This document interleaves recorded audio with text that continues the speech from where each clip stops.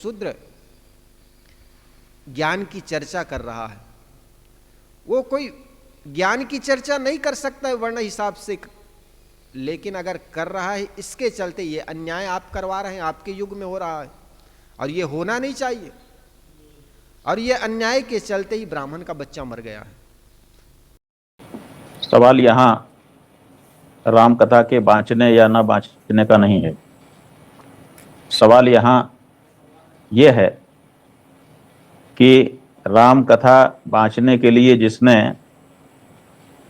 आयोजन किया है वो क्या चाहता है, क्योंकि कोई भी कथा बाँचने के लिए अपने से नहीं गया है, चाहे यादव हो चाहे ब्राह्मण हो, वो अपने से कथा नहीं बाँच रहा है, उसको किसी ने बुलाया कि आइए आकर के बाँचिए। बिल्कुल। तो यहाँ पर बोलने वाला प्रमुख नहीं है, यहाँ सुनने वाला प्रमुख है, और सुनने वाला प्रमुख है तो सुनने वाले की अपनी विशेषताएं हैं कि किन कारणों से वो सुन रहा है, उसका उद्देश्य क्या है, उसके आधार पर यह तय होगा कि कौन पढ़ेगा और कौन नहीं पढ़ेगा, कौन बाँचेगा कौन नहीं बाँचेगा।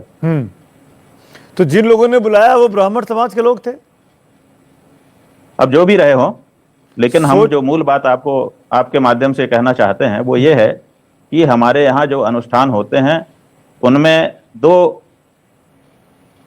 प्रक्रिया होती है, एक निष्काम कर्म होता है और एक सकाम कर्म होता है। तो जो निष्काम होता है उसमें नियमों को, कर्मकांड को ज्यादा वरीयता नहीं दी जाती है, उसमें केवल मूल भाव पर ध्यान दिया जाता है, और जो सकाम कर्म होता है उसमें प्रक्रिया पर भी बहुत ध्यान दिया जाता है। तो ऐसी परिस्थिति में पहले तो ये निश्चित अभी हुआ ही नहीं कि वो यजमान है वो सकाम अनुष्ठान करवा रहे थे कि निष्काम अनुष्ठान करवा रहे थे, और लोग इस बारे में लड़ाई शुरू कर दिए हैं कि पढ़ेगा कि नहीं पढ़ेगा। अरे पहले पता करना पड़ेगा कि किस उद्देश्य से ये कार्यक्रम हो रहा था, उसी आधार का नियम इसमें लागू होगा। जी, पर आपने तो ये बयान दिया कुछ दिनों पहले एक टीवी चैनल पे कि कथा का काम तो ब्राह्मण ही कर सकता है, ब्राह्मण ही भगवान से संवाद स्थापित करने के लिए बना है। ये कहां तक उचित है आज की तारीख में कि सिर्फ अगर ब्राह्मण कोई पढ़ना है? देखिए अवस्थी जी, आज की तारीख में उचित और कल की तारीख में उचित, ये हमारा जो सनातन धर्म है उसका नाम सनातन है, वो आज की तारीख में अलग हो और कल की तारीख में अलग हो ऐसा नहीं होता है, वो हर तारीख में एक जैसा रहता है, इसीलिए उसका नाम सनातन है। तो इसलिए आज की तारीख की बात नहीं है। अगर आपका आशय ये है कि कोई संविधान की बात करता है कि संविधान से चलेगा जी, तो संविधान से संविधान की कथा करो ना, हम कहाँ मना कर रहे हैं, संविधान की कथा हर व्यक्ति करे, लेकिन बात धर्म की होगी और नाम संविधान का लिया जाएगा, और ऐसा प्रदर्शित किया जाएगा जैसे संविधान और धर्म दोनों एक दूसरे के विरुद्ध हैं, जबकि ऐसी बात भी नहीं है। पूरी विनम्रता के साथ ये सवाल मैं आपसे पूछना चाहता हूं, आपकी बातों से ये निकल कर आ रहा है जगत गुरु शंकराचार्य जी कि आप वर्ण व्यवस्था के हिमायती हैं, आप चाहते हैं कि समाज में ये चार व्यवस्थाएं बनी रहे, ब्राह्मण क्षत्रिय शूद्र वैश्य वाली।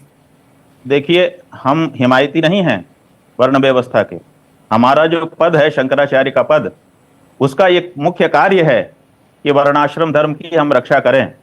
तो इसलिए हिमायती ना भी हों और इस पद पर बैठ गए हों तो हमको वही करना है।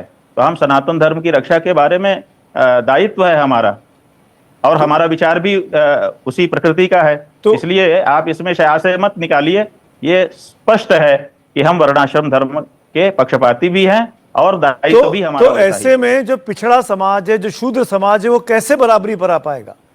कैसे आप अपने साथ उनको बिठा पाएंगे? आप अगर उनको जगह नहीं देंगे व्यवस्था में, जब उनको जगह नहीं मिलेगी तो कहाँ रह जाएगा वो?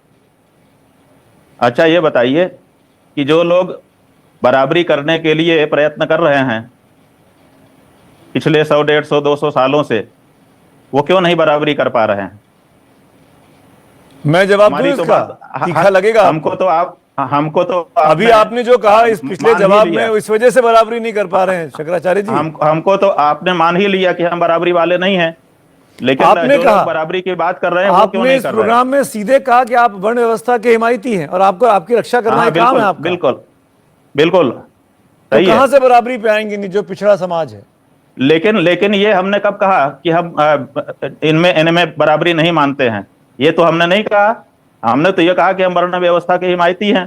तो लेकिन पढ़ने हमने दीजिए ये तो राम नहीं कहा कथा, कि हम तो पढ़ने दीजिए इनको इसमें- राम कथा, इनको बनाइए अपना शिष्य, इनको इस लायक बनाइए। अगर ये सीखना चाहते हैं, इनके अंदर ज्ञान है, विजडम है, तो बनाइए।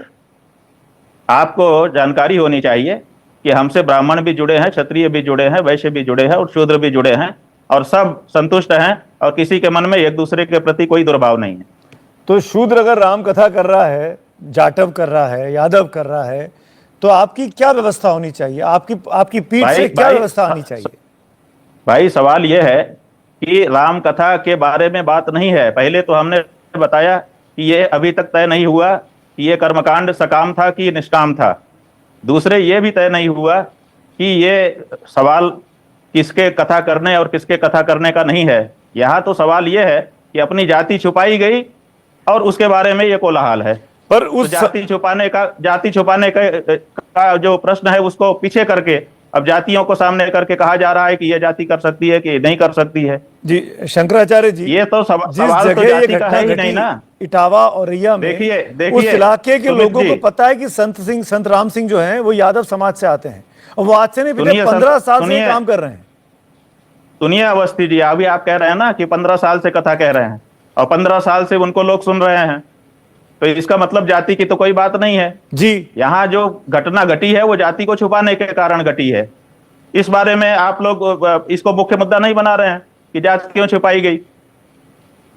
15 साल से अगर कोई कथा कर रहा था और उसके साथ वो खुद कह रहा है कि कोई घटना नहीं घटी, सब जगह अच्छा होता था, तो फिर कहां जाति की बात आ गई? दो व्यक्ति थे जिनको ये आरोप लगा। पर जगत गुरु जी कि पूरे ब्रह्मांड में हमारी मनुस्मृति लागू है, पूरे ब्रह्मांड में हमारी मनुस्मृति लागू है, ये आपने एक बयान दिया। हाँ, बिल्कुल सही है, बिल्कुल सही। हमारी जो मनुस्मृति है वो केवल हमारे देश का संविधान नहीं है, वो पूरे विश्व का संविधान है और पूरे ब्रह्मांड का संविधान है। तो इसलिए वो सब जगह लागू है। हमारी मनुस्मृति के आधार पर जो पाप पुण्य करता है उसको परलोक में भी उसी अनुसार व्यवहार होता है, तो वहां लागू है तभी तो उसके अनुसार व्यवहार होता है, नहीं तो क्यों लागू होता? तो स्वामी श्री जी आप ये कह रहे हैं कि संविधान से ऊपर मनुस्मृति है? देखिए, हम सनातन धर्मी हैं और हमारा जो जीवन है वो धर्म के अनुसार चलता है, तो स्वाभाविक है हमारे लिए ऊपर है, नीचे कैसे हो सकती है? जहां देश का नागरिकता का प्रश्न आएगा वहां हम देश की नागरिकता के अनुसार मानेंगे, लेकिन हम किसी भी देश में चले जाएं हमारा धर्म तो हमारे साथ रहेगा ना। जैसे ही हम भारत की सीमा छोड़ेंगे वैसे दूसरे देश का कानून हमारे ऊपर लागू हो जाएगा, लेकिन मनुस्मृति तो हमारी दूसरे देश में जाने पर भी लागू रहेगी। तो आप वो बड़ी है कि नहीं है? तो आप ये कह रहे हैं कि अगर मनुस्मृति संविधान से ऊपर है तो कल कुरान वो लोग संविधान से ऊपर कहेंगे, सब अपने धर्म ग्रंथों को बोलेंगे, फिर संविधान का क्या हाल होगा? बोलेंगे तो भाई हम क्या करें? इसके लिए हम क्या कर सकते हैं? नहीं, आप जिस पीठ पर हैं, आप कितने बड़ी आपके प्रशंसक हैं, फॉलोअर हैं, आपको जानने वाले लोग हैं, आप में आस्था करने वाले लोग हैं, तो ये दायित्व नहीं बनता है समाज के आप जैसे पुरोधाओं का कि समाज में एकता की बात करें, बजाय इसके कि वैमनस्यता और बढ़े कि हम बड़े हैं, हम बड़े हैं, हम बड़े हैं। भाई बड़े की कहां यहाँ बात आ गई? यहाँ तो बात ये आ गई कि हम चारों एक हैं। हम तो वर्णाश्रम की बात करके चारों वर्णों को एक साथ जोड़ रहे हैं, और जो राजनीति वाले हैं वो वर्णों को एक दूसरे के सामने आमने खड़ा कर रहे हैं। आपने हम चारों की बात कर दी, वर्णाश्रम की बात कर दी, क्या कभी कोई शूद्र समाज का व्यक्ति शंकराचार्य बन सकता है? ईमानदारी से बताइए। शंकराचार्य बन सकता है मतलब किस पीठ तक पहुंच सकता है जिस पीठ पर आप बैठे हुए हैं? हाँ, क्यों नहीं?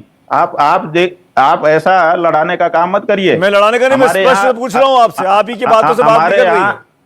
हमारे यहाँ जो नियम है धर्मशास्त्र के, उसके अनुसार हमारा जो शूद्र बंधु है वो भी सबसे ऊंचा स्थान प्राप्त करता है। कितने हुए आज तक शंकराचार्य? हमारे धर्मशास्त्र के अनुसार, आपके अनुसार नहीं कि कितने हुए शंकराचार्य, ऐसे नहीं। जो हमारा धर्मशास्त्र है उसके अनुसार उसको सबसे ऊंचा स्थान मिलता है, तो और जाने कितनों को मिला हुआ है। अरे बताइए ना, हमको 2-4 नाम बता दीजिए, क्या पद मिला? हमारे यहाँ तो कितने लोग शंकराचार्य बने आज तक? साक्षात धर्मराज विदुर नाम के शूद्र के रूप में आविर्भूत हुए थे, साक्षात धर्म। आप बताइए, नहीं हुए हो तो बताइए। तो अगर ये वर्ण व्यवस्था की आप हिमायती हैं तो ये वर्ण व्यवस्था खत्म क्यों नहीं हो जानी चाहिए? जब आप बराबरी की बात कर रहे हैं, क्या भाई, जरूरत है कि आप कोई ब्राह्मण को शूद्र के साथ जोड़ा ना जाए? आज की तारीख में उदाहरण के लिए ब्राह्मण का काम था शिक्षा देना, पढ़ना लिखना। तमाम कॉलेज यूनिवर्सिटीज में, तमाम दुनिया भर में बड़े बड़े जगहों पर पढ़ाने का काम शूद्र समाज के लोग कर रहे हैं और बहुत अच्छा काम कर रहे हैं। तो क्या हमारी बराबरी पर वो नहीं आ सकते हैं? मना किसने किया उनको? नहीं तो आप बताइए। अगर आप जैसे हमने कब मना बड़े किया? लोग वर्ण व्यवस्था की हिमायती रहेंगे तो कैसे खत्म होगी बराबरी? समाज में नहीं, कहां से आएगी?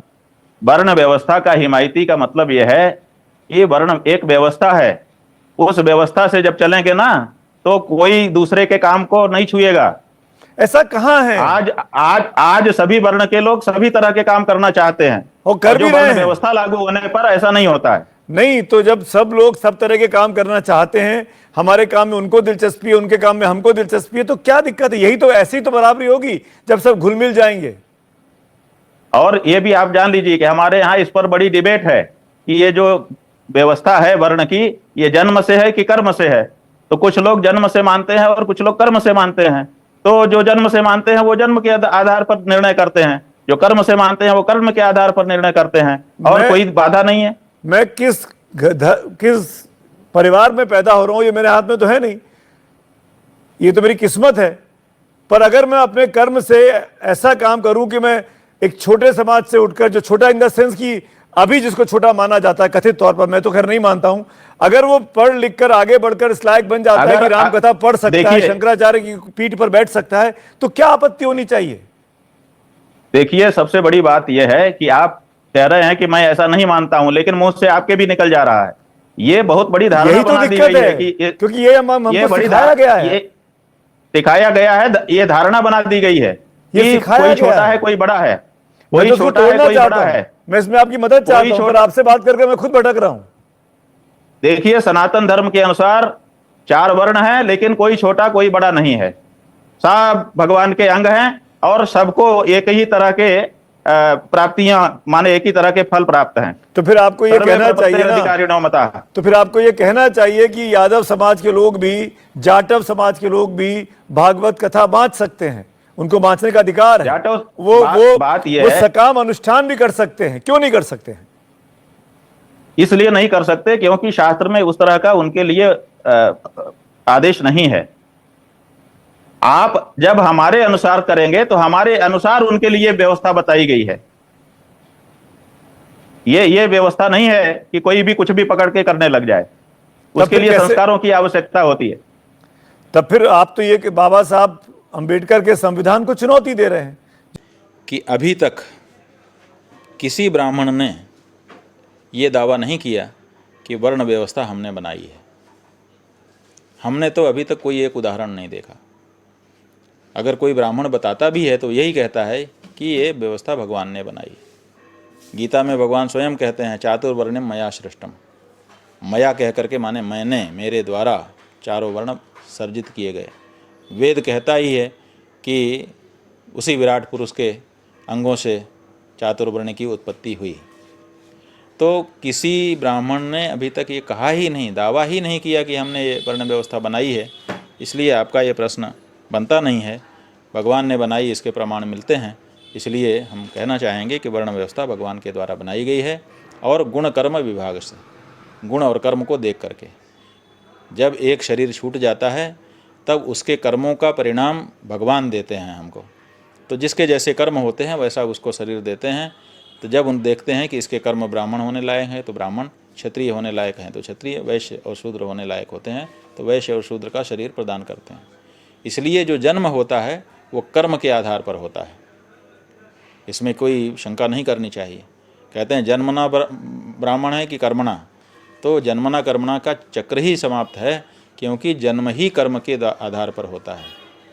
जैसे कर्म होते हैं वैसा ही जन्म होता है। और ये काम कौन कर सकता है? जन्म से पहले हमारा निर्धारण कौन करेगा? जन्म से पहले कोई दूसरा नहीं कर सकता, जन्म से पहले ईश्वर ही निर्धारण कर सकता है। इसलिए जब एक शरीर जीवात्मा छोड़ता है तो उसको किस शरीर में पुनः भेजना है, यह निर्णय जो लेता है वही चातुर्वर्ण का क्रिएटर है, वही उसको बनाने वाला है। इसलिए वर्ण व्यवस्था भगवान द्वारा बनाई गई है स्मृतियों में बहुत सारी भ्रांतियों के साथ दो प्रबल दोष है। वर्ण व्यवस्था के नाम पर मानव मानव के बीच दीवार बनाने की प्रक्रिया एवं कर्मकांड की उलझन। ऋग्वेद में पीछे से मिलाए हुए पुरुष सूक्त में जब एक बार कह दिया गया कि विराट पुरुष के मुख से ब्राह्मण, हाथ से क्षत्रिय, जंघे से वैश्य एवं पैर से शूद्र पैदा हुए, तो इनका विकास पीछे के ग्रंथों में होना ही था। और शूद्रों को पैर से केवल पैदा होने की ही नहीं, उन्हें पैर से रगड़ने की बात कही गई। इन बातों की चर्चा 14वीं एवं 31वीं रामायणी की व्याख्या में कर आए हैं। स्मृतियां प्रायः पुरोहित पंडितों की लिखी है और उनमें घोर पक्षपात की बातें कही गई हैं। शूद्रों के नाम पर घृणित रखने की राय दी गई है, जैसे उनके नाम कैसा रखा जाए, झाड़ू, झाखड़, लतखोर, खोरबहारा, ऐसे बताया गया कि उनके नाम सुनते ही उनको जान जाए। वर्ण व्यवस्था इसी पर आधारित है। किसी भी व्यक्ति को उनके नाम से जान जाए। अगर राजपूत है तो उनके पीछे सिंह लग जाए, बाणिया हो तो चंद, मुकेश चंद, मोहन चंद, ऐसे। लेकिन शूद्र है तो खोरबहारा, लतखोर। उन्हें शमशान के तुल्य अशुद्ध कहा गया है। उन्हें सवर्णों का गुलाम बताया गया है और राय दी गई है सवर्ण जब चाहे तब शूद्र को उखाड़ फेंके। उन्हें पीट दें या उनका वध भी कर दें। यह स्मृतियों के ही प्रभाव है जो सवर्ण नामधारी लोगों के नाक में शूद्रों की दुर्गंधी समाई हुई है और वे आज भी उन्हें हे दृष्टि से देखते हैं, है ना। अभी इटावा में जो कांड हुआ इसी के आधारित हुआ, क्योंकि जब उनके ग्रंथों में, धर्मशास्त्रों में कोई बात लिख दी जाती है, आदमी उस बात को फिर सिर से स्वीकार लिया जाता। स्वामी शंकराचार्य ने कहा कि हमारे वेद शास्त्रों के अनुसार, हमारे शास्त्रों के अनुसार, हमारे मनुस्मृति के अनुसार कोई भी शूद्र श्रीमद् भागवत कथा नहीं कर सकता। लोगों में हड़कंप मच गया जब हमारे धर्मशास्त्रों में जाकर हम कथा भागवत सुन सकते हैं, दान दक्षिणा कर सकते हैं, उस दान को ब्राह्मण ले सकता है और हम ही वो ग्रंथ ना पढ़ सकते। हड़कंप मच गया। मानव मानव के बीच जो दीवार खड़ी की गई, सबसे पहले एक वर्ण व्यवस्था, दूसरा कर्मकांड, यज्ञ, होम, हवन। तो ये दो व्यवस्था इतने गंदे ढंग से प्रस्तुत किए गए। दो प्रबल दोष, वर्ण व्यवस्था के नाम पर मानव मानव के बीच दीवार बनाने की प्रक्रिया तथा कर्मकांड की उलझन। शूद्रों को कहा गया चलता फिरता शमशान है। इसको देख लेने से, इनके पहुंच जाने से वह जगह अपवित्र हो जाती। इसलिए आए दिन देखते हैं ना, किसी मंदिर में कोई राजनेता भी चला जाए जिसको अछूत वर्ण व्यवस्था के माने जाते हैं, शुद्र वर्ण व्यवस्था के माने जाते हैं, तो मंदिर की धुलाई हो जाती है, चाहे राजनेता हो चाहे कोई भी हो। साधु मार्ग में भी ऐसे, अगर ब्राह्मण और क्षत्रिय है तो उनको कहते हैं सूताधारी, और अगर नाई, तेली, धोबी समाज से है तो उनको मालाधारी। वहां भी पाखंड है। कबीर पंथी एक ऐसा पंथ है जहां पर जाति नहीं पूछी जाती। कोई भी संत, कोई भी भक्त आकर के अपना साधना करके अपना भोजन ले सकता, रह सकता है, अपनी साधना कर सकता। लेकिन पाखंडियों ने इतना पाखंड फैलाया, भक्तों के बीच तो दीवार खड़ी की, साधु के बीच भी दीवार खड़े कर दी। सूताधारी और मालाधारी। अगर वो पटेल, तेली, नाई, धोबी, इनके घर के बच्चे साधु बने तो उनको कहते हैं मालाधारी। राजपूत या ब्राह्मण के सन्यासी है घर से आया है तो उनको कहते हैं सूताधारी। इस प्रकार के पाखंड दुनिया में बड़े देखे जाते। ये सब कहाँ से आए? ये सब स्मृति से, मनु स्मृति, जातिवाद इतना जहर घोला गया। और यही कारण है कि अंबेडकर ने इतने घोर जो ग्रंथ हमको नीच ठहराता है, ये समझ करके उन्होंने इस मनुस्मृति का दहन किया था।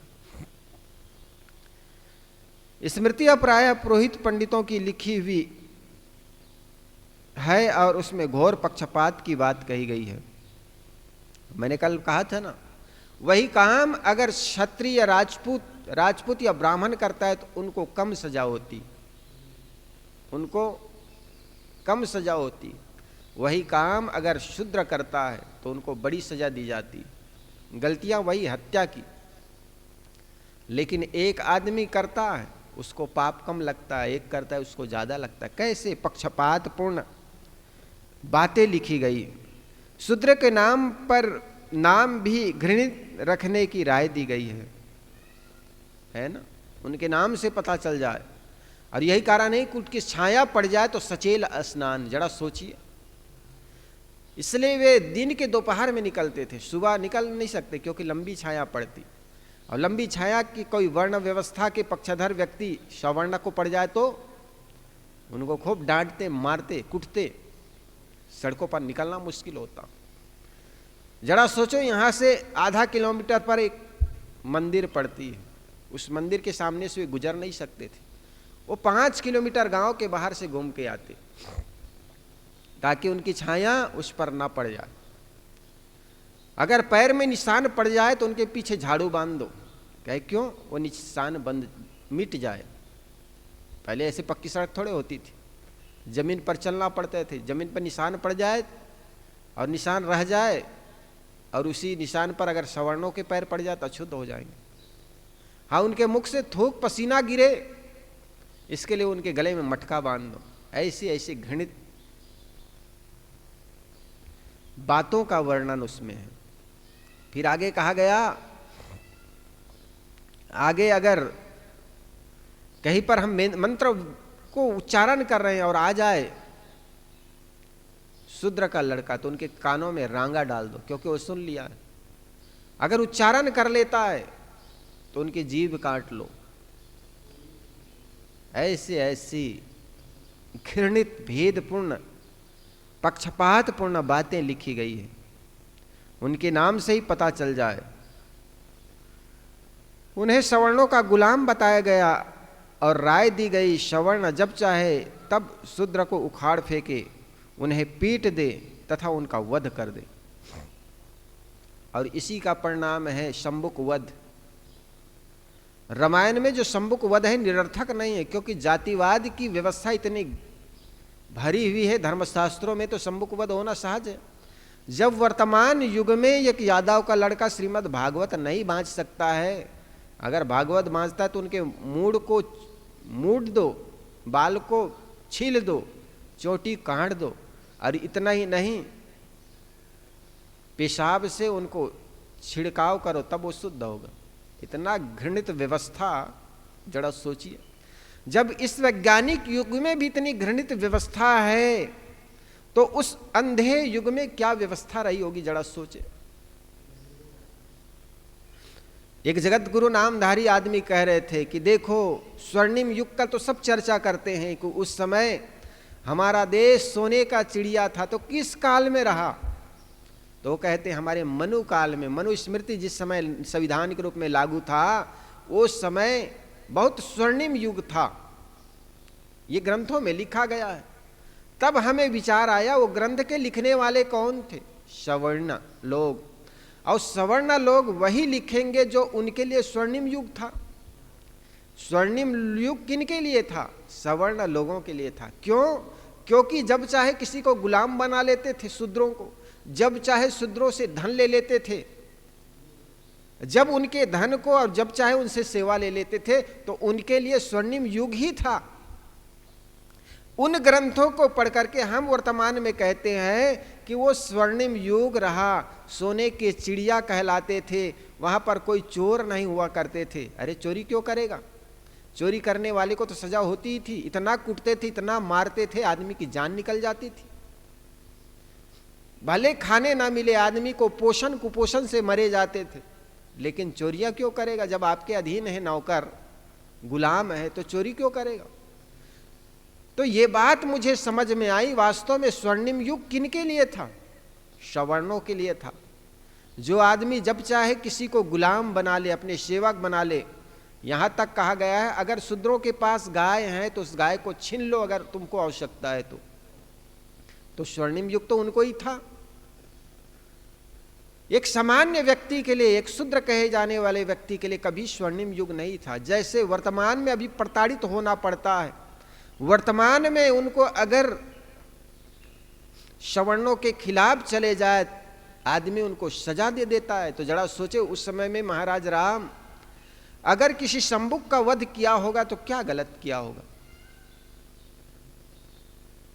यह विश्वास करने वाली बात है, जरूर हुआ होगा, ऐसा हुआ होगा। वह हो घटना कैसी भी कहा जाता है, एक ब्राह्मण का बच्चा मर गया, उनको गोद में लेकर के बड़ा दुखी हालत में महाराज राम का राज्य था, राजमहल था, उस राजमहल के सामने चले आए और रोने लगे, चीखने लगे, हे राम मेरा बच्चा खत्म हो गया। एक ब्राह्मण का बच्चा खत्म तब होता है, मरता तब होता है पिता के रहते जब राजा अन्याय करता हो।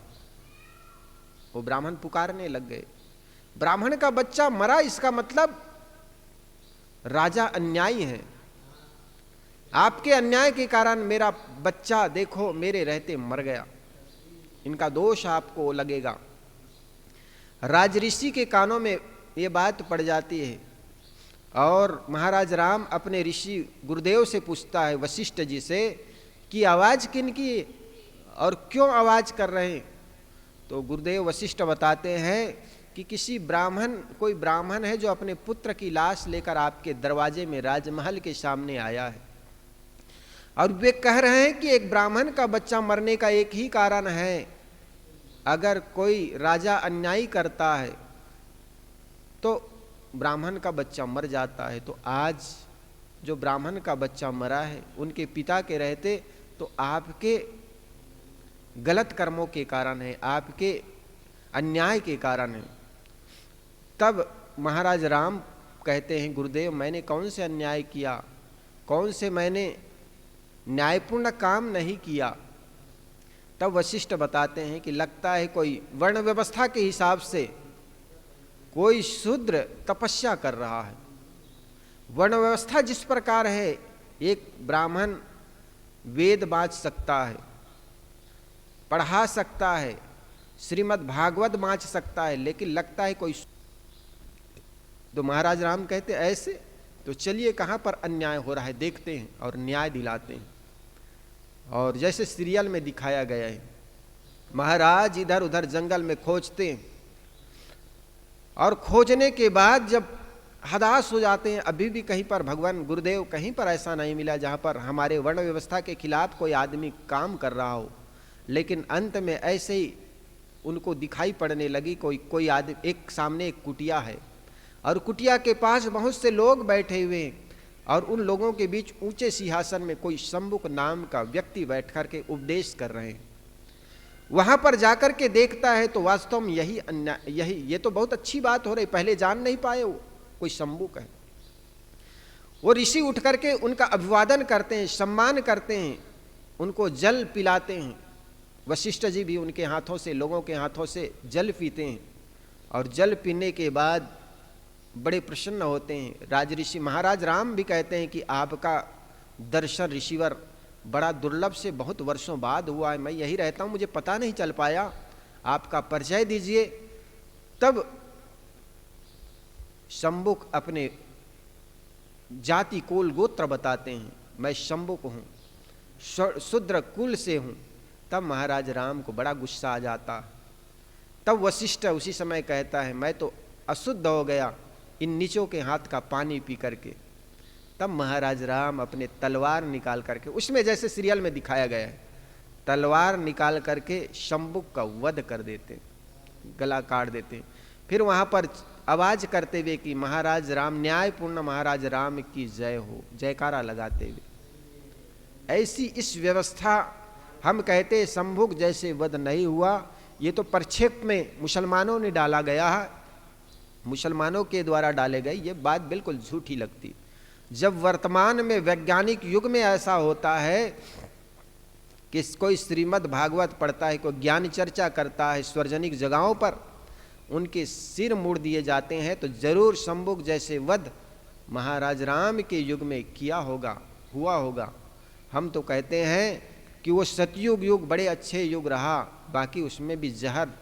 अगर सतयुग में मनुस्मृति लागू था, जैसे जगत गुरु बताते हैं उनके हिसाब से, तो जरूर वर्ण व्यवस्था रही होगी। और वर्ण व्यवस्था के नाते कोई शूद्र अगर ज्ञान चर्चा कर लेते हैं तो उनके सिर धड़ से अलग कर लिए जाने की प्रावधान जरूर रही होगी। ये मानने योग्य बातें हैं। तो शुरू से ही ये वर्ण व्यवस्था इस समाज के लिए घातक रहा है।